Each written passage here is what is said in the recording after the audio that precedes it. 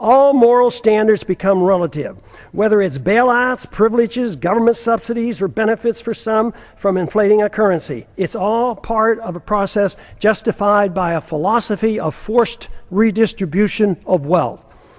Violence or a threat of such is the instrument required and unfortunately is of little concern of most members of Congress. Some argue it's only a matter of fairness, that those in need are cared for. There are two problems with this. First, the principle is used to provide a greater amount of benefits to the rich than to the poor. Second, no one seems to be concerned about whether or not it's fair to those who end up paying for all the benefits.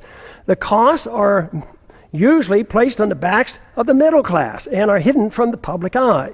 Too many people believe government handouts are free, like printing money out of thin air and there's no cost.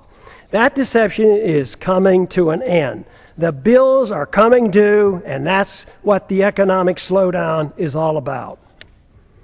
Sadly, we have become accustomed to living with the illegitimate use of force by government. It is the tool for telling the people how to live, what to eat and drink, what to read, and how to spend their money.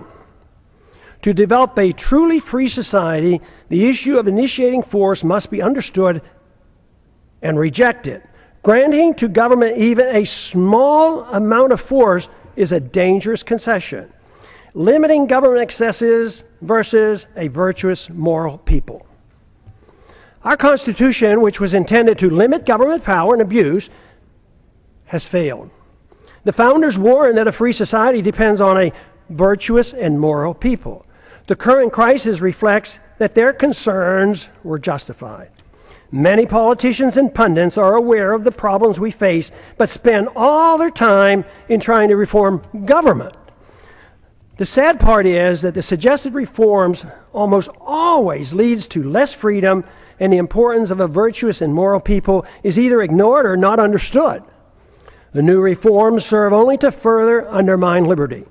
The compounding effect has given us the steady erosion of liberty and the massive expansion of debt.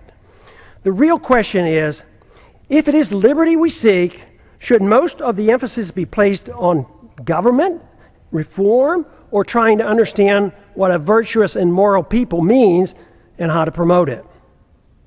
The Constitution has not prevented the people from demanding handouts for both rich and poor in their efforts to reform the government, while ignoring the principles of a free society. All branches of our government today are controlled by individuals who use their power to undermine liberty and enhance the welfare warfare state, and frequently their own wealth and power. If the people are unhappy with the government performance, it must be recognized that government is merely a reflection of an immoral society that rejected a moral government of constitutional limits on power and love of freedom. If this is the problem, all the tinkering with thousands of pages of new laws and regulations will do nothing to solve the problem. It is self-evident that our freedoms have been severely limited, and the apparent prosperity we still have is nothing more than leftover wealth from a previous time. This fictitious wealth based on debt and benefits from a false trust in our currency and credit will play havoc with our society when the bills come due. This means that the full consequence of our lost liberties is yet to be felt. But that illusion is now ending. Reversing a downward spiral depends on accepting a new approach. Expect the rapidly expanding homeschooling movement to play a significant role in the revolutionary reforms needed to rebuild a free society with constitutional protections. We cannot expect a federal government-controlled school system to provide the intellectual ammunition to combat the dangerous growth of government that threatens our liberties. The internet will provide the alternative to the government media complex that controls the news and most political propaganda. This is why it's essential that the internet remains free of government regulation.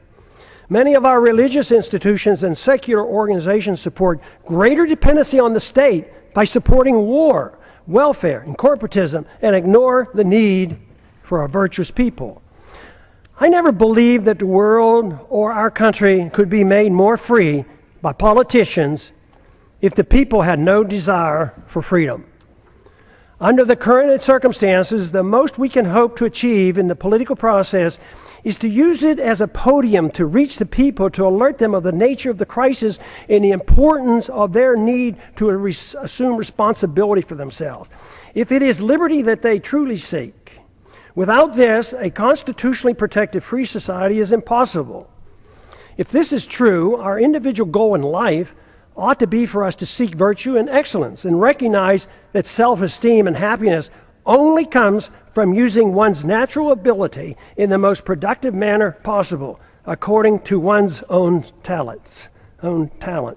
Productivity and creativity are the true source of personal satisfaction.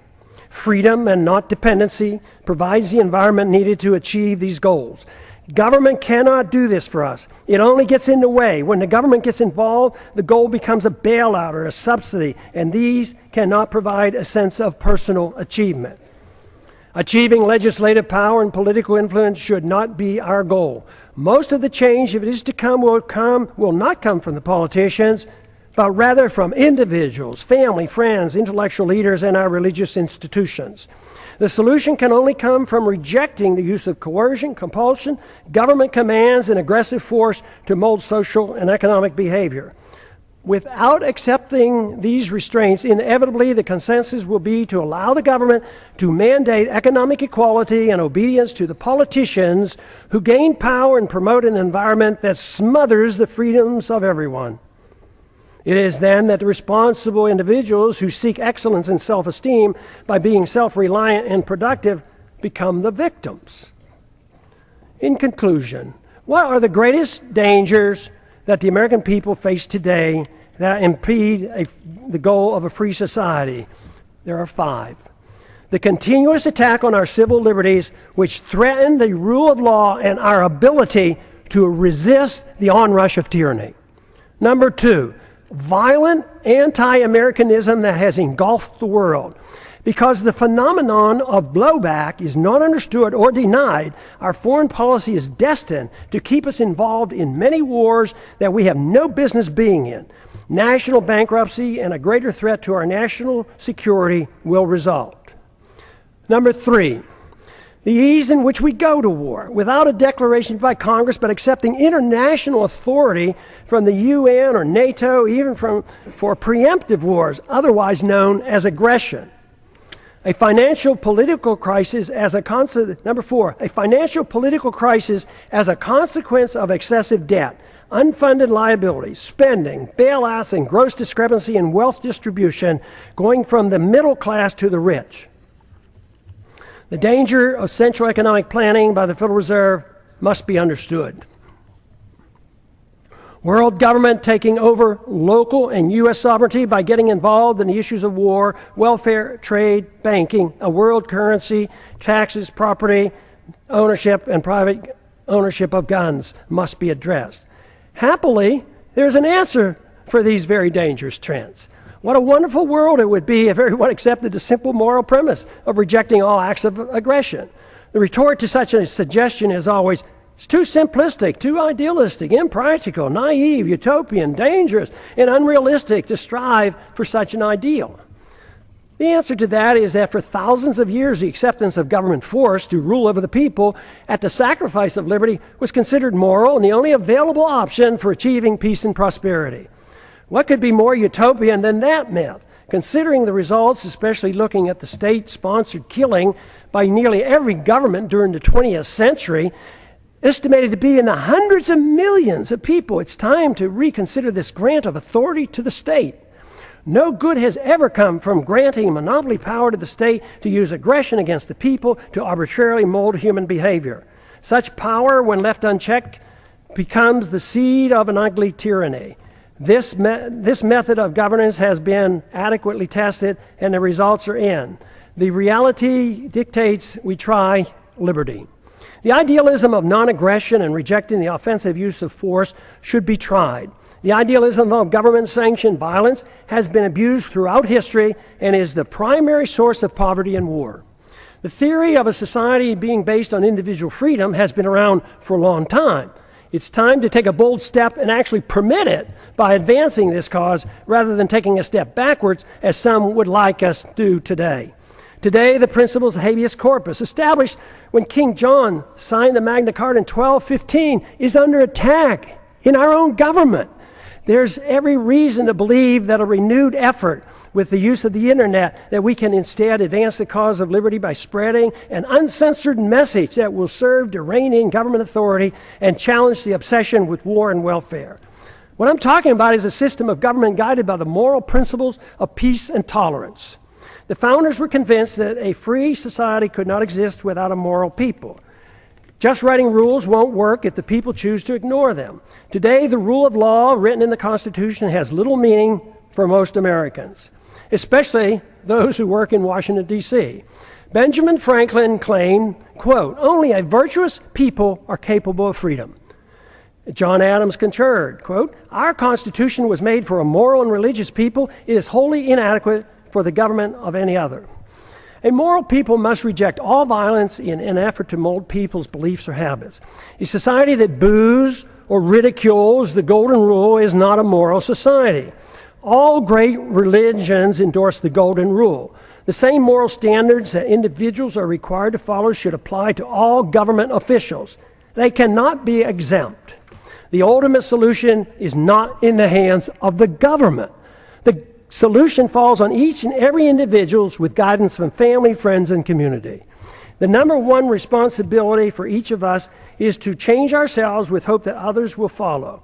This is of greater importance than the working on changing the government. That is secondary to promoting a virtuous society. If we can achieve this, then the government will change. It doesn't mean that political action or holding office has no value. At times, it does nudge policy in the right direction.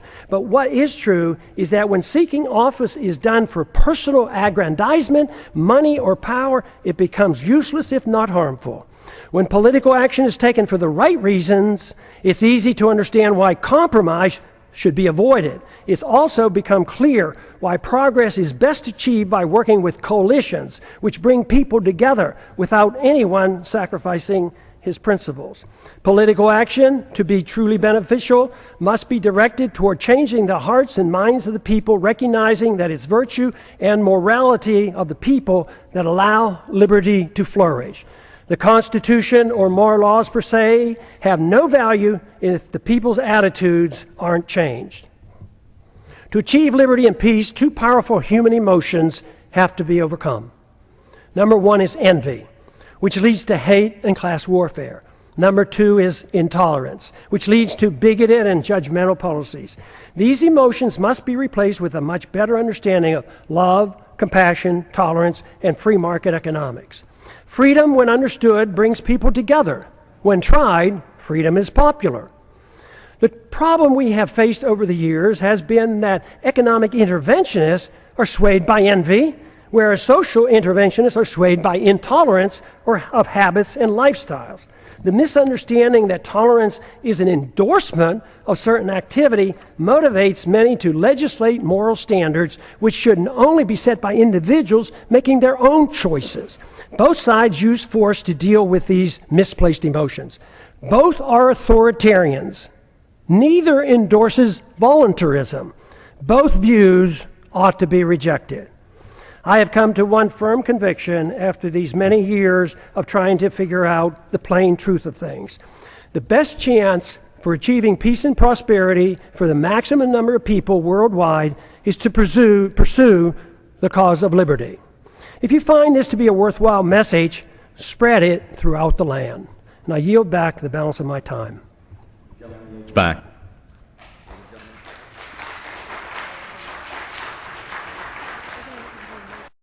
Jeff, you're an anarchist. Most people believe anarchy is a bad thing.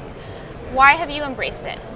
Well, first of all, their belief is wrong. The government really wants to destroy that word or make it seem scary, because if everyone believed in anarchy, there would be no government. And so for the last 100 years or so, anytime someone breaks a window or a bomb goes off, they say it's anarchists. But true anarchy really just means that no ruler. It's actually a Greek word. An is without, and archy is ruler. And it just means you don't want to be ruled by anyone. You don't want a king or a president to rule you and tell you what to do. And if you take that to its logical extent, that basically means that you do not want to actually initiate violence, or you don't want anyone to initiate violence against you. And of course, the government is based on violence. As Mao said, democracy comes out of a barrel of a gun. If the government wasn't using violence and theft, they wouldn't be government, they'd be a regular business. So anarchy is a beautiful philosophy. It's really starting to catch on now. People are starting to understand that it's a beautiful thing, and it's not a dangerous thing or a bad thing. Some people are scared because we've had governments our whole lives. Everyone everywhere in the world has had them. So people can't imagine what a world would be like without them. But I can tell you it would be much, much better and more peaceful and more prosperous. So it sounds like